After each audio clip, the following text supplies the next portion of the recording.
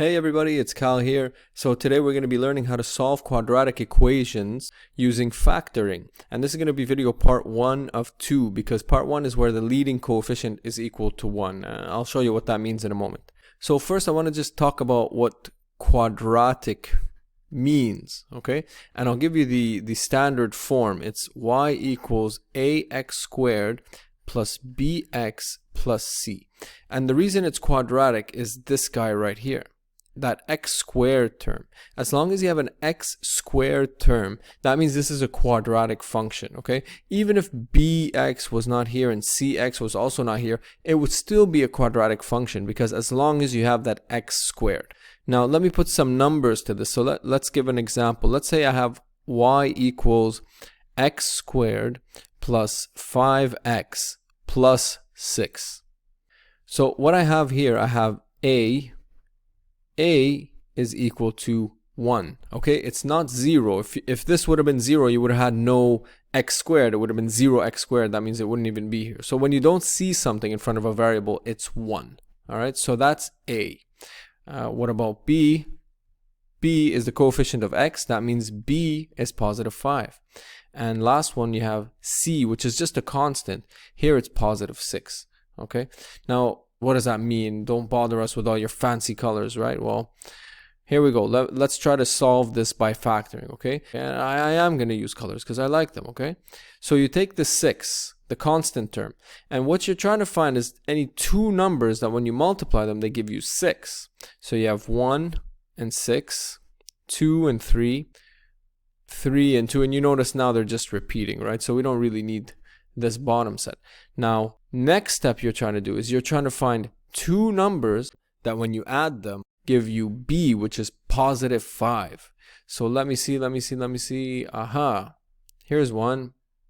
2 plus 3, those give me 5, right? 2 plus 3 is 5, so that one works. So I'm going to grab those two guys and I'm going to say that I can factor this x squared plus 5x plus 6.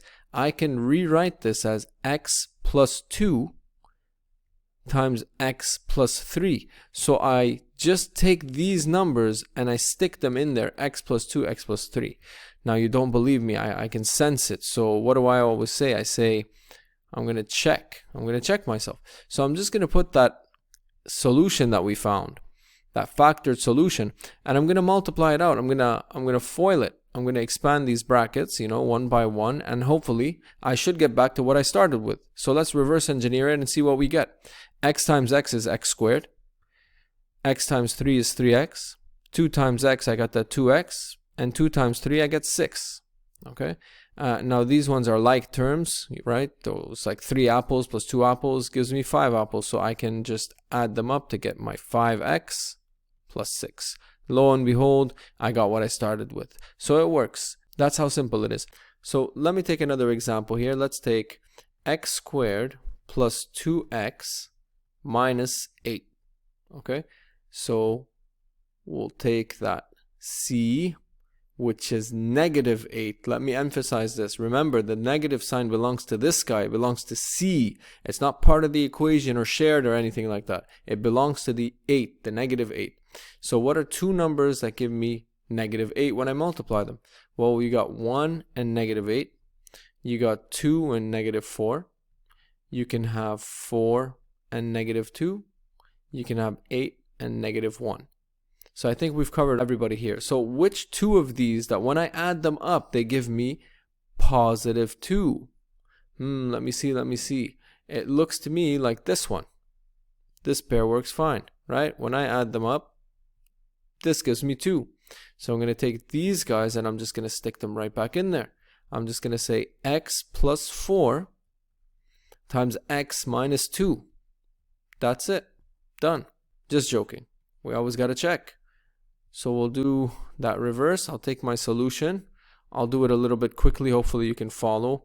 So we're going to FOIL it, right? Each term. So you get the x squared minus 2x plus 4x minus 8. And remember, these are like terms, so we can just simply add them. So negative 2 plus 4, that gives me plus 2x minus 8. Same as the answer before, so I know I got it right. Okay.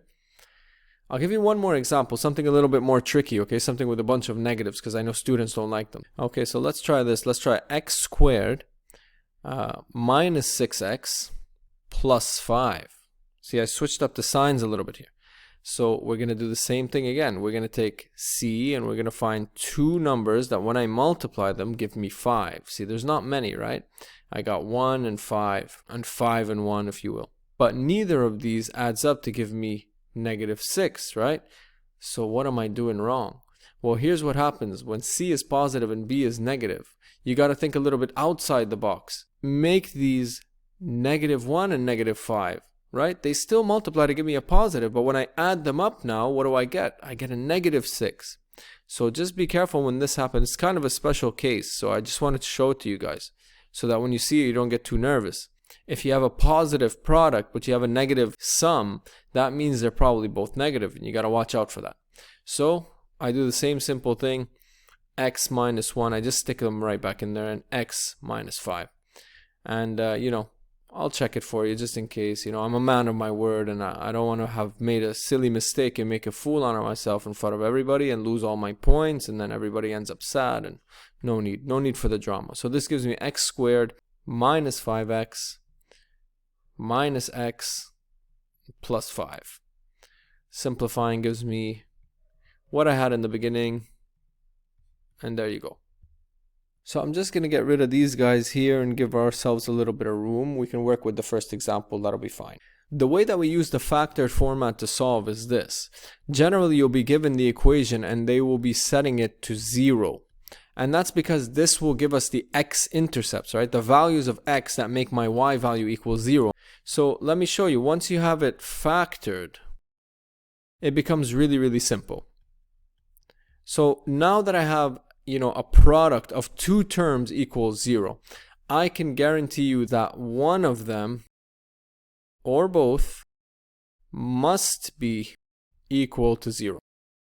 And that may seem obvious, it might make sense, but whenever you have two numbers multiplying each other and the result is 0, that means at least one of them has got to be 0. That's the only way it happens, right? So either this guy, either my green guy is equal to 0, or maybe it's that orange guy here, but one of them or both is equal to 0.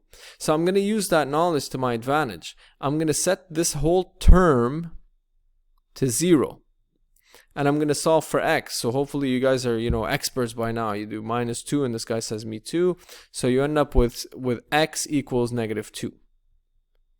And for my orange guy, I'm going to do the same. I'm going to set this guy equal to 0. And then I'm going to do the same thing. Isolate x, so -3 and -3. That goes away. I end up with x equals -3. Now, what do these values mean? So if I were to put them in, right, they're supposed to make it 0. If I were to use, you know, when x is equal to -2, what happens? Let's check it out. -2 plus 2 times -2 plus 3. What happens here? Well, this is just 0 times 1. And this, of course, is equal to 0, which is what I was, you know, trying to get. The other one would give me, when x is -3, what happens? I get -3 plus 2 times -3 plus 3. Now this is just -1 times 0. Again, it gives me 0, right? So either one works, right? As long as one of them is 0, I don't really care what the other one is. As long as one of them is 0, the product is 0, and therefore I've solved the equation. At worst, you might get something like this, like x squared plus 7x plus 5 equals -7. And all you got to do is set it to 0. So we'll just kind of get that 7 on the other side. And then you end up with an equation that equates to 0. So this is 7x plus 12 equals 0. And see, we know how to solve this guy that's equal to 0, right? You take c and you say two numbers that multiply to give me 12 and they add up to give me 7. So I'll just do it quickly. It would be 3 and 4. So this whole thing would be factored to x plus 3 times x plus 4 equals 0. And then you do this kind of solving again. You set this equal to 0 and you can solve that x is -3. You do the same thing for this one x plus 4 equals 0, and you end up getting that x equals minus 4. So those are your solutions, right? X is minus 3 and x is minus 4. They end up making my whole equation equal to 0. So that's how you use factoring to solve quadratics. You're basically going to find two numbers that multiply to give you c, and they add up to give you b. Before you even start factoring, just make sure it's equal to 0. That way, once you factor, you make sure that each term, you set it equal to 0 and you can solve for your x. I hope that was clear. Next video, we're going to be doing the second part 2 of solving quadratics by factoring. It's for the ones where a is not equal to 1. It should be said though that factoring doesn't always work, and you can use other methods such as quadratic formula, which we'll see down the line. So please don't forget to like the video, subscribe to the channel, give me your feedback, comments, questions, all good, and I'll see you guys in the next one. Thanks.